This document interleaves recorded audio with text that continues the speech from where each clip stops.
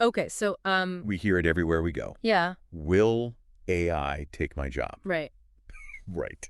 Like the question of the moment, everybody wants to know. Yeah, And, yeah, it's a valid concern, obviously. yeah. But, it got me thinking, like, have we maybe kind of been here before? Mm-hmm. Like, remember that whole thing with ebooks? Mm-hmm. And everybody was saying, that's it. Mm-hmm. Print is dead. Right, everyone's going to read on Kindles now. Exactly. Yeah, yeah. But obviously it's, a little more interesting than that. Yeah. And it kind of got me thinking about, like, are there parallels here Mm-hmm.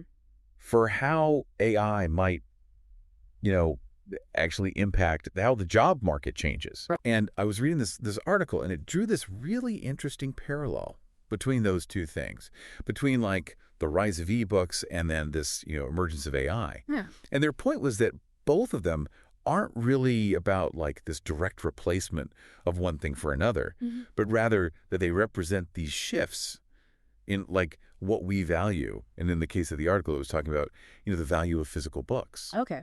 So I thought that was kind of an interesting way to look at it. So maybe instead of, like, is AI going to steal my job, Yeah. it's more like, okay, so what are going to be the things that are actually valuable? Yeah. What skills are going to be in high demand in a world increasingly driven by AI? Yeah. And I think that is really the million-dollar question.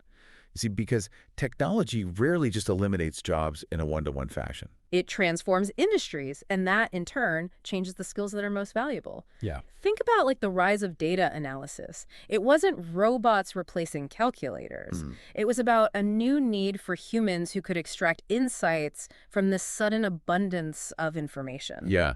No, that's a really good point. It's not just, you're out and the robot's in. It's what are the things around that then become more important, because somebody's got to do that. Right. And I thought it was interesting. They used this phrase in the article talking about the appetite of the evolving readership. Okay.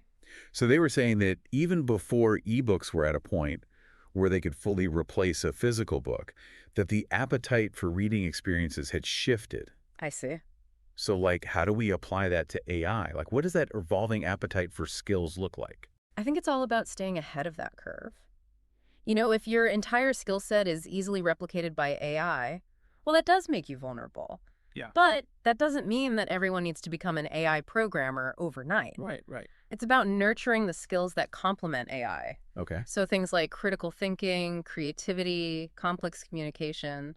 So it sounds like we are saying, instead of being afraid of becoming obsolete, focus on the things that make us uniquely human. Absolutely. And in fact, the article even talks about how we can leverage AI to create what it calls a displacement effect, but not in a bad way. It's about using AI as a tool to enhance our own abilities. So think about it. Imagine doctors using AI for preliminary diagnoses, freeing them up for more complex cases and more meaningful patient interaction.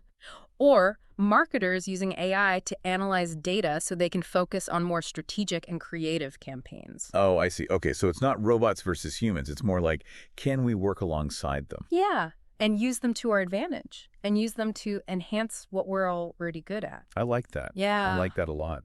So, this kind of goes back to the article, and this is something I'd like you to think about. They were talking about physical books becoming kind of more of a craft. Right. Like, if that were to happen, what would the craft version of your job look like in a world where you're collaborating with AI? That's a really good question. What unique value would you bring to the table? That is something to think about. Yeah.